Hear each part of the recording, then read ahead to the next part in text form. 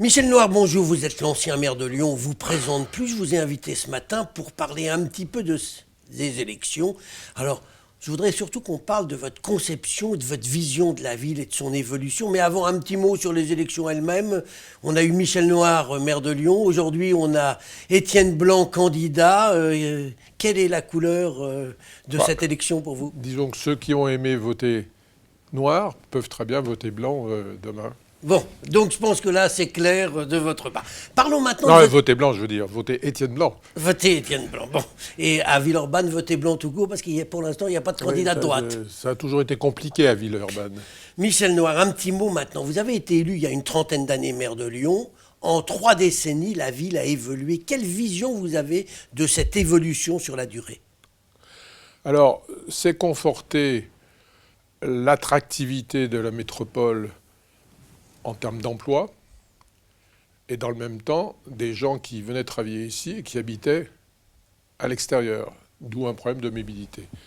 Deuxièmement, c'est conforter aussi et c'est aggraver la fabrique d'échecs social dans tous les quartiers difficiles, une, un échec en quelque sorte social entre 15 et 20% des jeunes à partir d'un échec scolaire.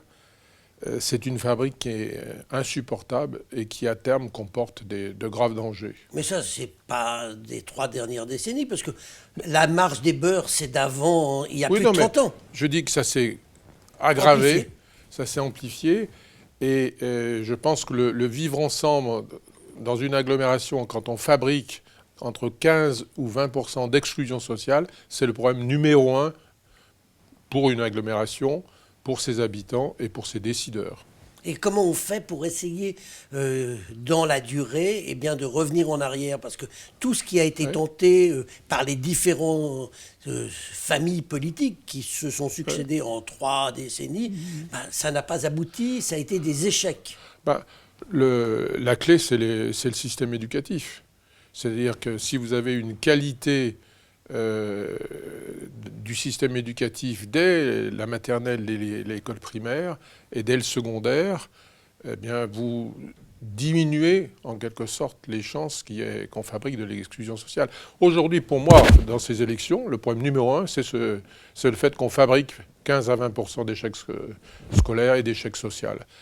Et le reste, j'allais dire, c'est de l'intendance, mais ce sont des décisions plus faciles. Je me souviens, quand vous avez été élu en 89, vous aviez lancé plusieurs projets. L'un de vos projets phares, c'était la rénovation des écoles primaires. Tout à fait. Et pas seulement la rénovation en termes de bâtiments, mais aussi la mise à disposition de toutes les équipes pédagogiques de sommes considérables. On a même passé un accord avec le ministre de l'Éducation, et de telle sorte que ces équipes puissent adapter à la spécificité de chaque enfant les programmes et les soutiens.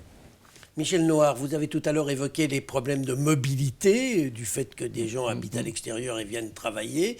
Il y a 30 ans, dès que vous avez été élu, lancé le tronçon ouest du périphérique. Il a été fait en 5 ans. Ouais. On devait aussi faire, à l'époque, le bouclage par le nord. Ça n'a jamais été fait en 30 ans. Comment vous expliquez que ça n'a pas été fait? En l'occurrence, il faut se souvenir que l'opposition, à l'époque ça s'appelait la Courlie, enfin au Grand Lyon, avait exigé, pour être d'accord avec le lancement de ce périphérique, qu'il y ait un bouclage. C'est-à-dire que, certes, on commençait par le Théo, mais on s'engageait et on lançait déjà les études et les appels d'offres pour le bouclage. Bon. Et puis, le système de concession nécessaire pour financer un tel investissement ayant été annulé ensuite, eh bien, la collectivité s'est retrouvée incapable de financer, ou en tout cas d'avoir la volonté de financer. Et donc, on est passé du métro au tramway, de 250 000 voyageurs l'INDé à 50 à 60 000 sur un tramway. C'est trop tard aujourd'hui pour boucler le périphérique? Est-ce que c'est encore un projet qui mériterait d'être défendu et qui est un projet d'actualité qui correspond? Parce que si on décide de le faire, il ne sera pas fait avant 15-20 ans. Ouais. Est-ce que ça correspondra encore à ce dont l'agglomération a besoin? De toute façon, regardons la carte européenne. Il n'y a pas d'agglomération plus que millionnaire qui n'ait pas de ring. Voilà la réponse. Donc, la clé pour qu'on puisse maîtriser les mobilités et les déplacements, c'est de séparer les flux.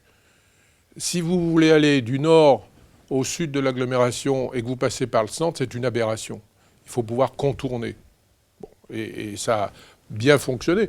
Les 80 000 véhicules jour aujourd'hui qui passent sur Théo, où est-ce qu'ils passeraient aujourd'hui? Par la place de Valmy? C'est complètement aberrant. Donc quand on y songe, ou le métro, si on n'avait pas terminé cette ligne D.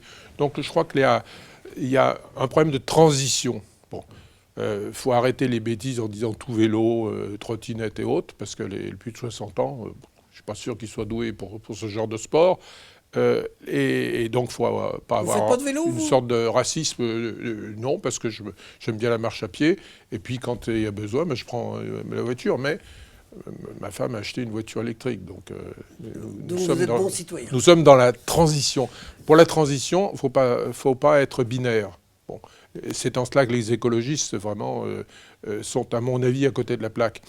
La transition, ça veut dire qu'il faut faire en sorte qu'on sépare les flux, commencer en priorité à développer les transports en commun.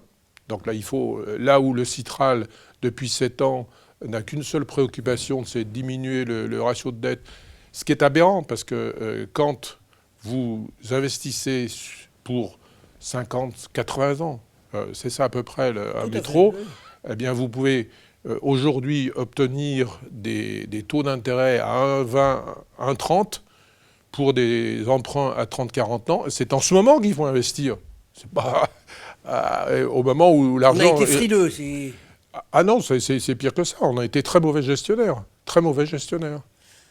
Une question encore sur la sécurité, parce que c'est aussi un des sujets majeurs de l'élection qui arrive. Comment on fait pour faire en sorte que la population se sorte en sécurité dans une agglomération comme la nôtre? Je crois que tous les systèmes dans les grandes agglomérations urbaines aux 4 coins du monde ont démontré que la vidéosurveillance est un élément important, qui n'est pas intrusif dans la vie privée, qui est une garantie en quelque sorte pour les habitants. Ça, c'est le premier point. Ensuite, il faut une présence policière évidente. Mais en amont de tout ça, il faut aussi qu'on fabrique moins de délinquance. Et donc qu'on fabrique moins d'exclusion sociale. Donc, on en revient au point clé. L'éducation. C'est pour ça que aujourd'hui, moi, je serai candidat en quelque sorte dans ces élections, ce que je ne suis pas, grand Dieu. Moi, je considère qu'à plus de 70 ans, il ne faut pas se présenter parce qu'on n'a plus assez d'avenir dans la tête, quoi. Bon, ça, c'est un petit message pour... Oui, on a entendu, quand on se souvient de Gérard Collomb... Aujourd'hui, moi, je rencontrerai tous les principaux et proviseurs des collèges et des lycées en disant qu'est-ce qu'on fait pour augmenter la réussite pour chaque élève qui est le vôtre. Et je mettrai le paquet. Eh bien, on aura entendu votre message et notamment ce que vous dites sur l'éducation qui est effectivement l'un des enjeux majeurs des échéances électorales qui arrivent. Michel Noir, je vous remercie. Merci à vous.